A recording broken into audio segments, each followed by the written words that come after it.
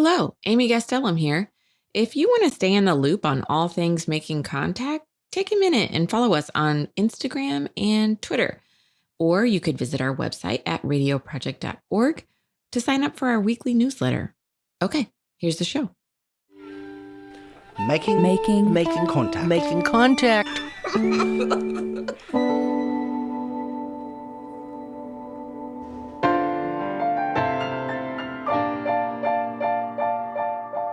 For me, as a paraplegic, this wheelchair is an extension of my body. It's not just a mobility device. And I think a lot of people can't grasp the concept that when you grab a person's wheelchair who uses a wheelchair all day, every day, you're grabbing their body.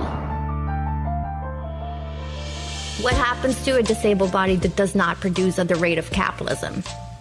It becomes ejected. It becomes labeled as deficient and inefficient against a system that is totally arbitrary and are absolutely external to the life of the body. On today's episode, Disability, Our Culture, Ourselves, we'll take you on a bus ride in Seattle to experience a day in the life of a disabled passenger. And we'll hear from Sara Acevedo, a disability studies scholar who explores culture and identity from within the disabled community. When I claim or tell someone, oh, I'm autistic, and they're like, don't you mean you have autism? Because, like, you're human first. And so that makes me think what autistic people aren't human inherently. That was Professor Acevedo. Now let's hear from disability rights activist Dorian Taylor and the particular challenges they face while accessing public transportation as a paraplegic. Here's contributor Mona Ye with the report. How you doing? Thank you. Hi, I'm Mona Ye. That was Dorian Taylor getting on a bus with me. We rode from Dorian's home in Tukwila to the South Downtown neighborhood in Seattle. Dorian is paraplegic and a wheelchair user due to a traumatic incident with police 5 years ago. Dorian moved to Seattle to seek better medical services and is now training for competitive sprint kayaking. Here's the dispatch. To get to training, I travel from Tukwila to Bothell. It's about a 2-hour trip one way. I don't drive. Access is also very unreliable, so I catch the bus for everything. I do most of my own grocery shopping, go to doctor's appointments. It's my main method of transportation besides my wheelchair. For me, as a paraplegic, this wheelchair is an extension of my body. It's not just a mobility device. It was literally specifically built for my paralysis level, for my sensation. And I think a lot of people can't grasp the concept that when you grab a person's wheelchair who uses a wheelchair all day, every day, you're grabbing their body. You're grabbing their physical person. I get a lot of that. Like, people will just grab me and drag me. And passengers, when I speak up about this, bus drivers tend to ignore it because they're just trying to help. And as a female assigned person, that puts me in a tricky situation because I've had people that weren't just trying to help. And I don't get the same amount of protection as anybody else. The chances are they're going to defend the person that grabbed me. We're not used to seeing people with physical disabilities be independent. That reflects on the policies of Metro, and it reflects on how somebody like myself, who is pretty independent and can strap themselves in and all this, it's how we're treated on the bus. So people don't act like I know what I'm doing. They act like they're going to know my mobility aid or how to strap it on better than me. I think a lot of people also don't realize how much these cost.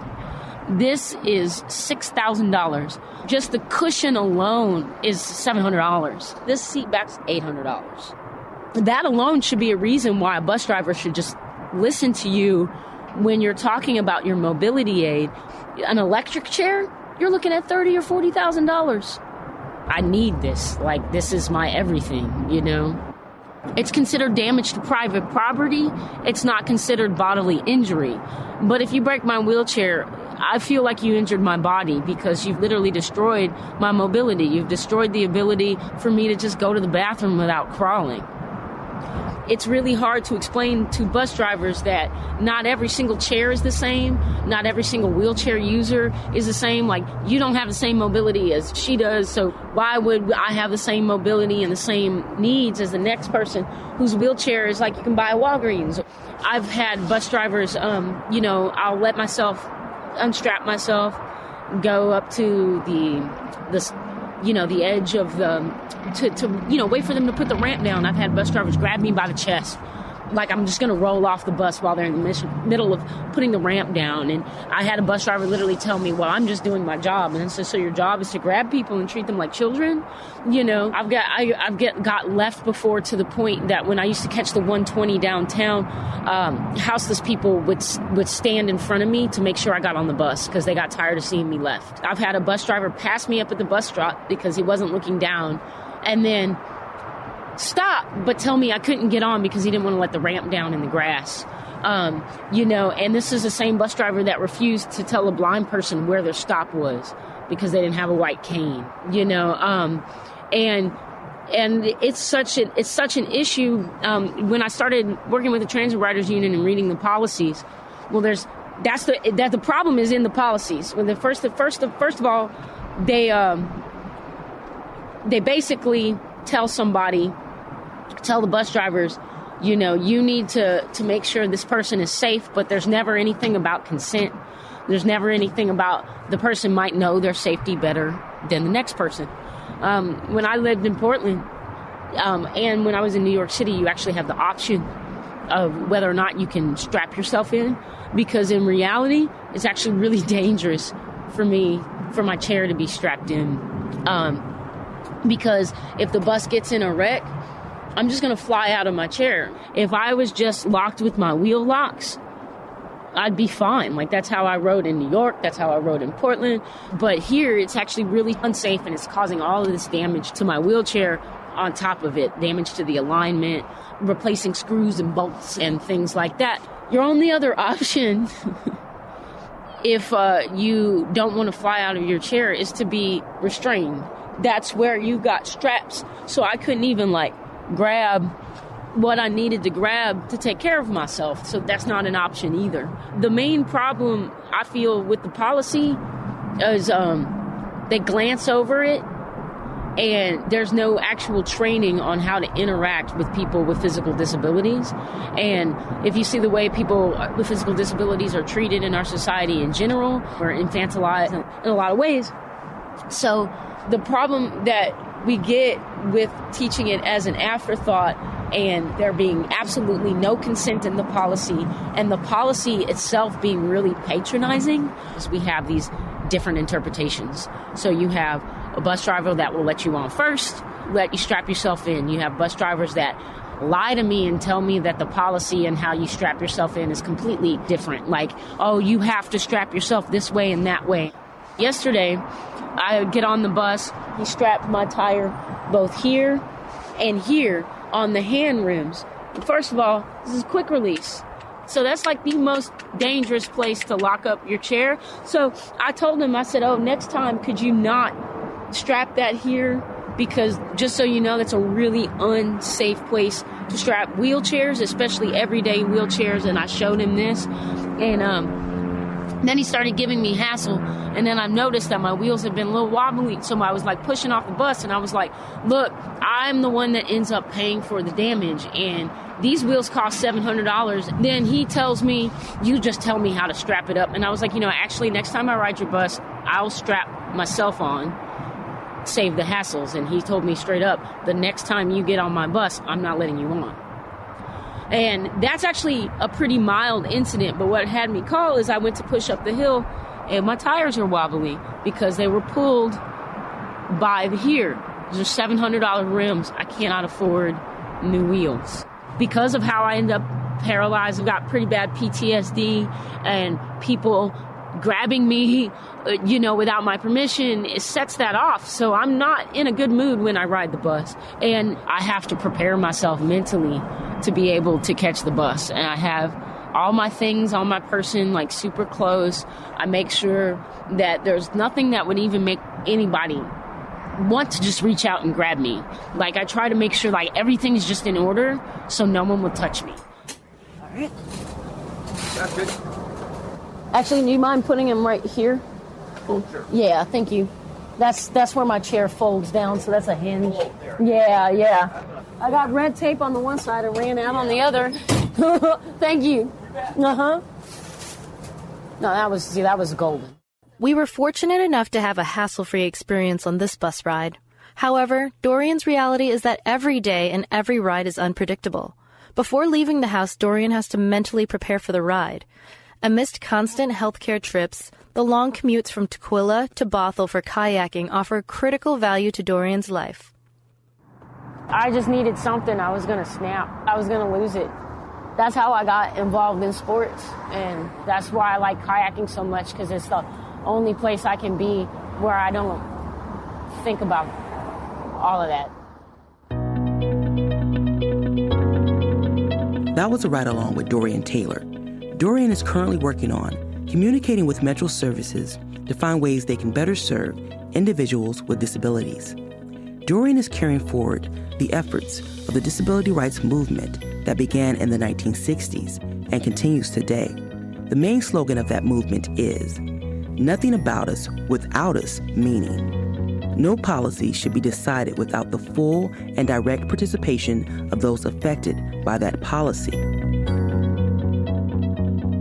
The story of Dorian Taylor was produced by Yuko, Kodama, and Mona Yad in partnership with KBCS and Finding America.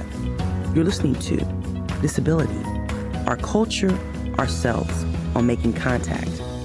Up next, we'll hear disability studies scholar Sara Acevedo break down the powerful ways that common language and terminology can shape our perceptions of disability, and why even today we are seeing further exclusion of disabled people. Everything disability is grassroots. Just think about that. Like, the history of disability rights in the first place is grassroots. Like, people climbing the Capitol steps, throwing themselves out of their wheelchairs, throwing their crutches, climbing those steps, invading, like, sort of occupying, right? Those were people, everyday disabled people who were being intently marginalized from every aspect of everyday life. And sort of like how disability studies kind of was born out of those grassroots struggles and became institutionalized. As it so happens that grassroots knowledge becomes institutionalized and co-opted and sort of reinvented or reincorporated into this wheel of reproduction, not only in terms of like reproducing exchangeable goods. We understand education as an exchangeable good, right? Which is a heartache. But also in terms of like this absorption of knowledge, knowledges in plural, turning it into this top-down approach to, this is like the seriousness of the fact because we have put it in an academic book, right? And I am not whatsoever excusing myself from that because I am very much a part of it. I reproduce disability as anybody else who studies disability as a disabled person. And let me tell you, as a disabled person, I prefer to be studied by, obviously I want to study alongside somebody. I rather that disability issues are taken up by disabled academics. Let me tell you the truth. And as much as I wish, for instance, that I could go to therapy and my therapist was autistic. You know, sort of like entering, and so disability studies is kind of in this like sort of like sort of strategic infiltration space of like, let's legitimize our grassroots struggles and like sort of institutionalize them so that they are recognized within this sort of like matrix of dominant knowledge and sort of like ways of producing knowledge that are considered legitimate because they have a seal, because they're accredited, right? And so doing, there is a process of separation of disability studies from disability grassroots struggles. Like, there's no doubt that occurs. It occurs with anthropology. It occurs with sociology, right? And with many other disciplines. So, and I'm telling you all this because I want to talk about a model of understanding disability, the disability experience that was emerged from the work of disabled grassroots activists in Britain in the 1970s, and that they were working together. So disabled activists who were living in the community with disabled people who were still institutionalized and being brutalized and dehumanized within institutions of care for the disabled. So working in collaboration, they started thinking about the ways in which society disables different bodies. Right? So there's an active process that happens, and that process is called the process of disablement, right? So those given fancy terms were brought into academia by disabled British sociologists, drawing from these experiences of grassroots struggles and brought it to bear onto this model that had prevailed the history of any study of disability. Not disability studies, that's different. Any study of disability, about disability, on disability without disabled people. It's known in disability studies as the biomedical or individual model of disability, which understands disabled bodies as inherently, individually deficient. So it is a problem. It's an inherent problem of the body. It has nothing to do with the societal circumstances, ideologies, practices, attitudes, institutional approaches to different embodiment, right? No, the disability is just a natural, organic occurrence, and it's a deficit. Needs to be cured, needs to be hidden, needs to be manicured, needs to be prostheticized, needs to be handled, needs to be observed in confinement. Right? So this has been the tradition, right? The long Western tradition of understanding and managing and administering the disabled body through a biomedical perspective. That, unfortunately, is the perspective that continues to prevail today after 40, 50 years of struggles by disabled people, grassroots academics, in collaboration, artists, performers, poets, you name it. There is still this understanding of disability from this deficit perspective. So these academics, like this British sociologist, were trying to be like, look, these people on the ground, they talked about a social perspective of disability which locates the problem outside the body. It is not different embodiment. It is not the different body, different, that also in quotation marks, that's inherently problematic, that's inherently burdensome, or that's inherently abnormal, right? It is actually the social structures, practices, policies, institutions, interpersonal relationships that produce disability into a category of deficiency, and therefore a category of social oppression in every aspect of life, right? So in doing so, this battle sort of begun, right? It was like disabled intellectuals fighting against the rest of the world in terms of like this academic traditions and like schools of thought that had been like totally established in disabled academics and intellectuals, not even disability studies yet, but just like within sociology. We're like, look at us, we're disabled, we're talking to you.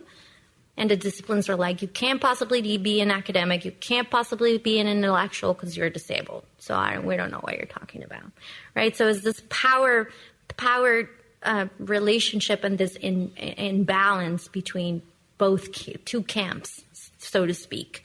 So it happens that the social model has informed so many of our contemporary struggles. It continues to do so because it brings the idea of disability to bear on the material reality, concrete reality of the disabled body, of disabled bodies, in a way that we cease to exist within this platonic realm of ideas and narratives and metaphor, because disability is a very useful metaphor, let me tell you. For writers, oh my God, it's like the primer, like, let's go to disability and use all this imagery about collapsing societies through the image of the disabled body, right? In a way as to detach it completely from the realm of material experience. And in doing so, from our lives, from the very experience of disability, from living disability.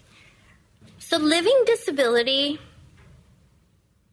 is embodying disability, which we do, which disabled people do. We embody that thing. We celebrate that thing. We struggle with that thing.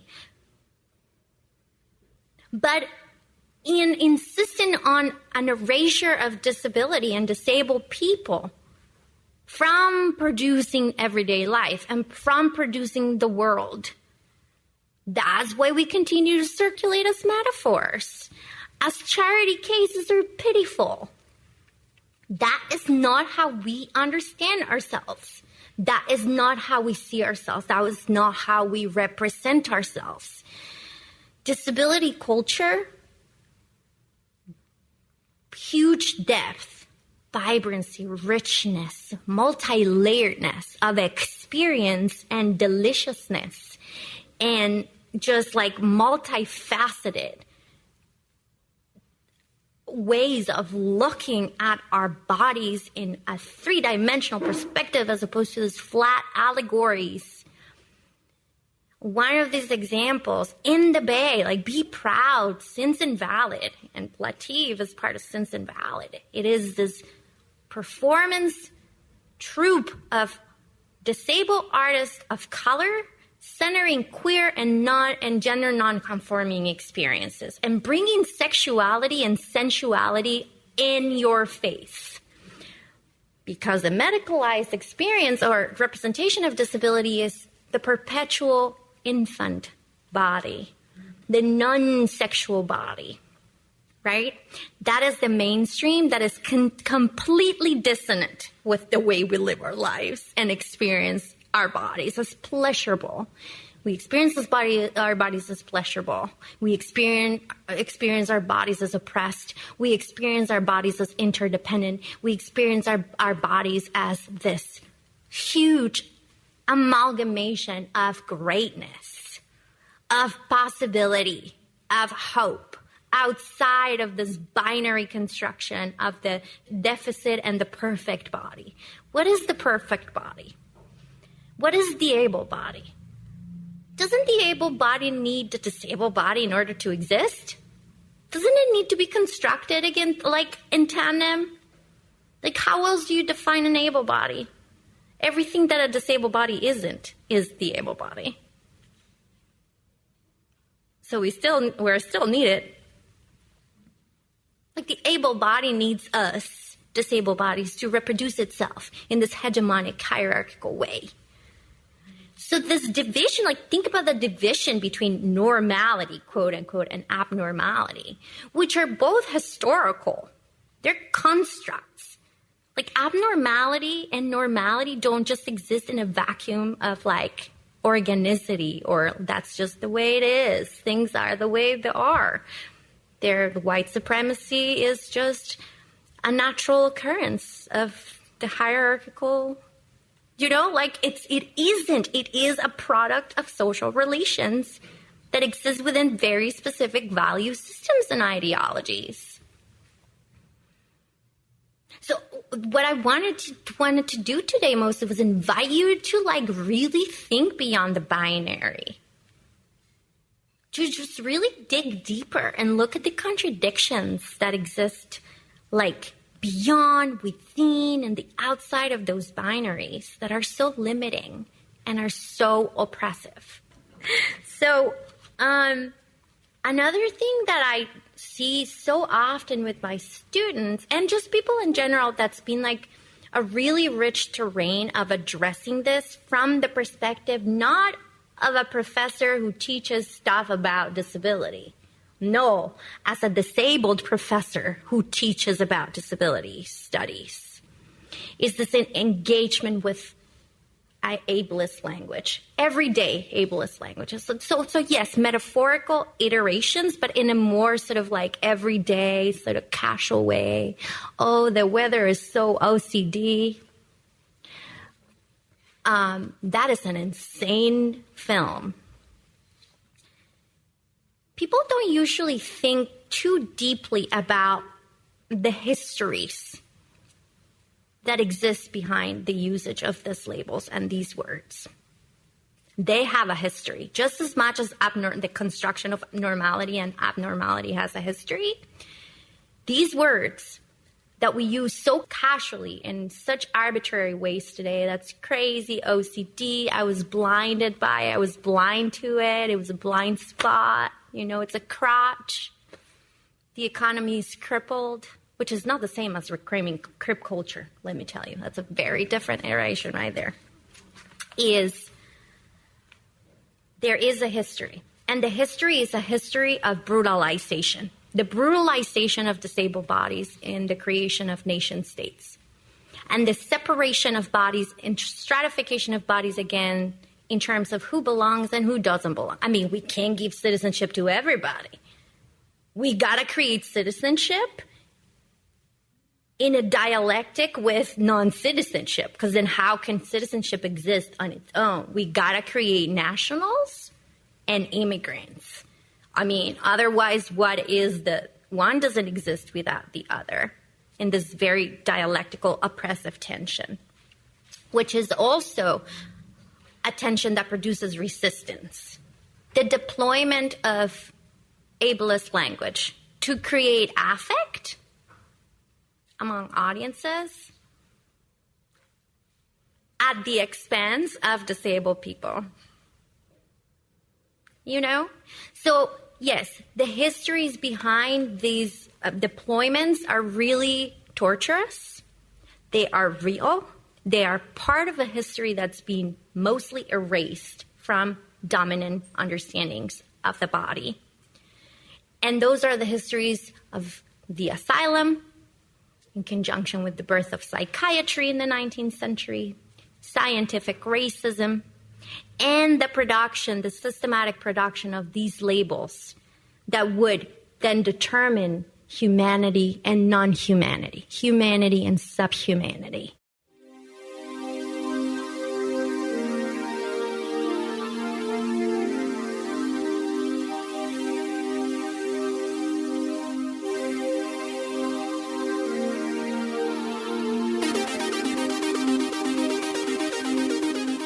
You've been listening to Disability, Our Culture, Ourselves on Making Contact. Special thanks to CIIS, the California Institute for Integral Studies, and the CIIS Public Programs Podcast for use of the Sara Acevedo Talk. To learn more about CIIS Public Programs Podcast, log on to www.ciispodcast.com. For the rest of the Making Contact team, I'm Anita Johnson. Thanks for listening to Making Contact.